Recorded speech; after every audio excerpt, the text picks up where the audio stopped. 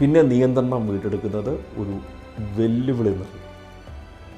അതുകൊണ്ട് നിങ്ങളുടെ മനസ്സിനെ സംരക്ഷിക്കേണ്ടതിൻ്റെ പ്രാധാന്യം ഞാൻ എപ്പോഴും ഊന്നി പറയുന്നുണ്ടാവും. നിങ്ങൾ ശ്രദ്ധിച്ചിട്ടുണ്ടോ? നിങ്ങളുടെ ശ്രദ്ധ വിലപ്പെട്ടതാണ്, നിങ്ങളുടെ ഫോക്കസ് വിലപ്പെട്ടതാണ്. രാവിലെ അത് പ്രത്യേകിച്ച് ദുർബലമാണ്. നമ്മൾ എഴുന്നേറ്റ് വരുന്നല്ലേ ഉള്ളൂ. ലോകത്തെ നേരിടാൻ പുറപ്പെടുന്നതിന് മുമ്പ് നിങ്ങൾ നിങ്ങളുടെ മാനസിക ഇടം അത് പ്രൊട്ടക്റ്റ് ചെയ്യണം. ലക്ഷ്യമില്ലായ്മയാണ് മറ്റൊരപകടം. ഉദ്ദേശമില്ലാതെ ഒരു കാരണവുമില്ലാതെ ഉണരുന്നത് അത് വെറും വഴിപാട് മാത്രമാണേ. അത് ഡേഞ്ചറസ് ആണ്, അപകടകരമാണ്. വഴിതെറ്റിപ്പോയ ഒരു മനസ്സ് അലഞ്ഞു തിരിയാൻ തുടങ്ങും. വഴിതെറ്റിപ്പോയ മനസ്സുകൾ വലിയ വിജയങ്ങളുണ്ടാക്കുകയോ അല്ലെങ്കിൽ നമ്മുടെ ആഗ്രഹങ്ങളെ ചേസ് ചെയ്യുകയോ ഒന്നും ചെയ്യുന്നില്ല. ലക്ഷ്യമാകട്ടെ നിങ്ങളുടെ ഇന്ധനം. ലോകം ചലിക്കുന്നതിന് മുമ്പ് നിങ്ങളെ കിടക്കയിൽ നിന്ന് എഴുന്നേൽപ്പിക്കുന്ന ആ പ്രേരക ശക്തിയാണ്. അതാണ് റിയൽ മോട്ടിവേഷൻ.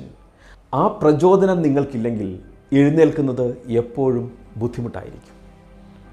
ശരിക്കും നിങ്ങൾ എന്തിനാണ് ജീവിതത്തിൽ പരിശ്രമിക്കുന്നതെന്ന് നിങ്ങൾ തിരിച്ചറിയണം.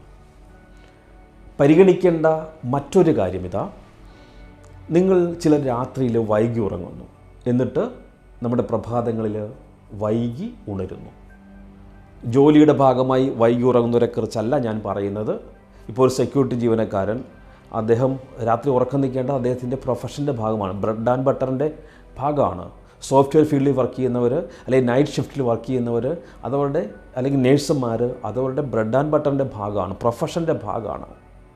ഞാൻ അവരെക്കുറിച്ചല്ല പറയുക, മറിച്ച് ടി വി കണ്ട് മൊബൈൽ നോക്കിയിരുന്ന് പ്രത്യേകിച്ചൊരു കാര്യമില്ലാതെ വൈകുന്ന ആൾക്കാർ.